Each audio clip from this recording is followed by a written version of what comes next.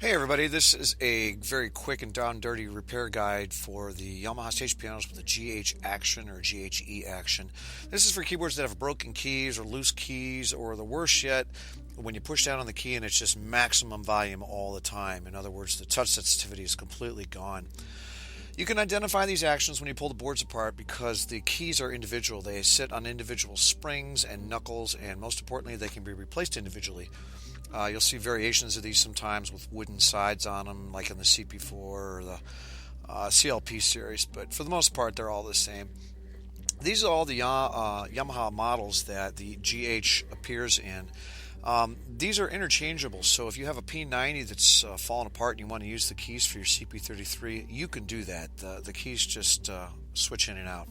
This is not for the GHS action, which is found in the MOX8 keyboards and some of the cheaper Yamaha models. The GHS actions are horrible and they are not durable at all. They're made with plastic and they have to be replaced in groups, and the labor behind replacing these things is tremendous, and I don't recommend them for hardcore piano players, that's for sure. They just don't survive the task. Lots of nightmares about replacing these boards. Anyway, let's get to the GH. We're going to use a P90 here. This is a old P90 I've had sitting in the shop for a while, and I'm going to replace some of the lower keys on it. And the first thing that we're going to do is take the screws out at the bottom and flip it over. And once those screws are out, we're just going to lift up the top and it'll expose the keyboard bed. Then what we want to do is we want to take the screws out that hold the keyboard bed in. There's probably about 10 screws. And once these screws are out, you just kind of place them off to the side, and we're going to reach on either side of the keyboard and slide it forwards. And what that does is it allows you to unlock the keys. Alright, speaking of unlocking the keys, on top of each key you'll see a letter and an arrow. And what that arrow does is it points to where the lock mechanism is. And what we're going to do is we're going to use a credit card and slide that credit card inside the gap there between the two keys, and what that'll do is it'll unlock the keys. You push down on it and it unlocks the keys. So once you push down, the keys should just slide right out. The white keys hold the black keys in. So once you get the white keys out, all you got to do is just pull the black key and it just pops right out. Ideally, what we want to do is replace these keys with new keys, but if we don't have new keys, like I said, you can use one from an older model or a keyboard that's fallen apart and put them in there. Just make sure you clean them off first. The way you put them in is you put the knuckle in first, and then you slide it forwards and then in on top of the spring. And this may take a couple times. I've done it so many times now I can do it with my eyes closed, but you'll have to test it like I'm doing here and make sure that the key isn't clicking or popping, and if it is, you got to do it again, because getting that spring to seat in there is kind of tough. Okay, as far as the touch sensitivity issue, we need to access the rubber pads that are underneath the keyboard. And what these rubber pads do is they serve as a timing mechanism to how hard you hit the keys. Now, these are the Yamaha pads right here, and you can see that one hole is a little deeper than the other hole. And the way these work is when you press down on the keys, the timing between when these two contact determines on how loud it is. This is a triple sensor pad used in the expensive keyboards, but okay. And if you look at the bottom row, you'll see some glazing on the carbon, and that carbon is what contacts on the boards. And when we get that glazing on there, that's what causes the keys not to respond properly. So what we're going to do is, one thing I like to do is use an air compressor and blow all the crap out of these keys before we start getting in there. You'd be shocked at how much stuff gets inside these keyboards over time. Everything from guitar picks to Jägermeister shots to you name it. Here I'm removing the contacts or the connectors that connect the keyboard to the motherboard. Make sure you use pliers to do this. Sometimes I'll see people just yank the wires, and you can probably get away with that a couple times, but if you yank one of those wires out, you're going to be replacing the connectors, and that is no fun. The first time that you have to put new connectors on there, you'll never ever do it again. Once these are off, we're going to mark the screws with a permanent marker, and the reason that I do this is because there's holes along the circuit board that you don't put screws in, and if you put a screw into one of those holes and it doesn't belong there, you'll ruin the motherboard, or at least the circuit board. So it's a good idea to mark them. Then what we're going to do is we're going to take a screwdriver and just pull them out. I'm using a power driver here, which is only good for taking them out. We don't use this to put them in, or you'll strip them out. In fact, if you look on the circuit board, you'll see one of those screws was replaced because it was stripped out. Okay, once all the screws are out, we're going to reach the top of the board and just peel it back, and you'll see the contact strips underneath. And we've got to take these off. Now, ideally, what we want to do after these are off is we want to replace them with new ones. Oh, here's the glazing I was talking about. You can see how they just look horrible, and they need to be cleaned off. Ideally, what we want to do is we want to replace these with new ones, and we can get them from Yamaha, or you can get them on eBay. They aren't cheap, and you can clean them off 2 or 3 times before you can't use them anymore.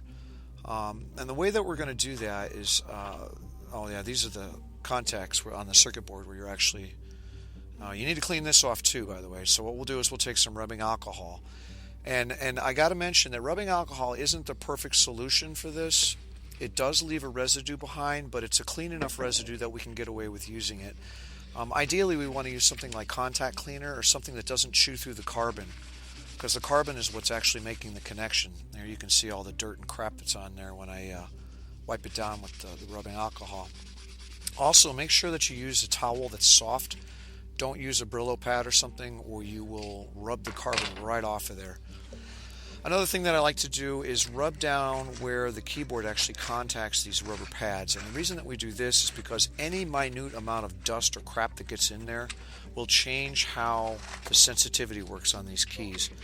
Another thing that works really well, as it did before, is the air compressor. Just kind of blow some short. There we go. And that'll blow a lot of that crap out of there too. Okay. The way that I clean these carbon contacts off is that I use rubbing alcohol with a cotton bit on a Dremel. You can use a Q-tip, but it's a lot more labor intensive, and you'll go through a lot of Q-tips. This one goes pretty quick, and we'll clean these off quickly. The only problem is you got to be careful that you don't rub down the carbon so much that you rub the actual carbon off of the contact strips. Okay, and you can kind of see the process here, and you'll see that cotton bit will get just gooked up with crap here after I do a couple of these, and you'll see what I mean.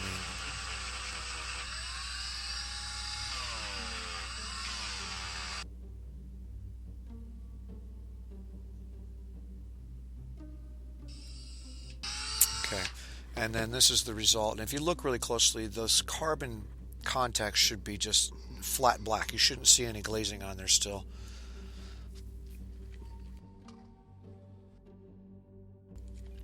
And this is obviously sped up so that we can go through it quicker.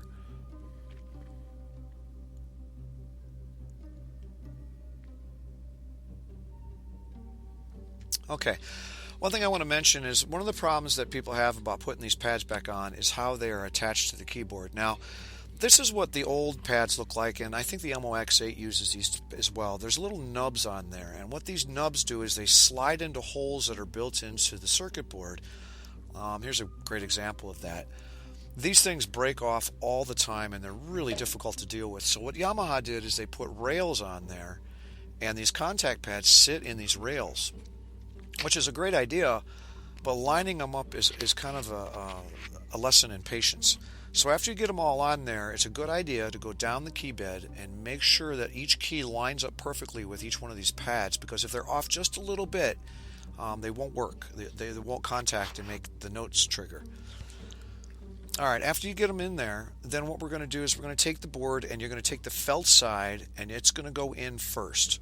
And there's little tabs above the pads, the contact pads, where this locks in. Now you'll notice the bottom pad there kind of came out of its rail. You got to make sure you get those contact pads in the rails before you drop this board down, because if you don't, you're going to be doing this all over again. Okay, once it's in there, you're going to push it down evenly, and make sure that it sits perfectly in there, and if it's off a little bit, you'll know.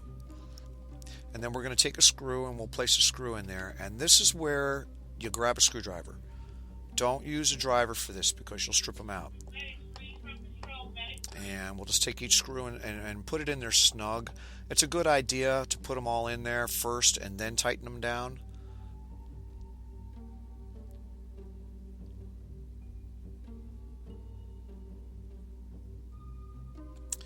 And once these are all in, we should be good to go. Obviously, the next thing to do is to reattach the connectors to the motherboard, which we'll do here in just a second. And then we're going to flip it over. I cannot emphasize enough, make sure you test this out before you put it all back together, because I guarantee you, if you've never done this before, you're going to screw it up. You'll have to go back and do it again. And then you just test for clicking and make sure everything's responding properly. Anyway, that's pretty much it. It's a down dirty way of doing it. If you have any questions at all, please give me shoot me an email or something, and I will try to answer your questions and help you through this. Thanks a lot, and everybody keep on rocking.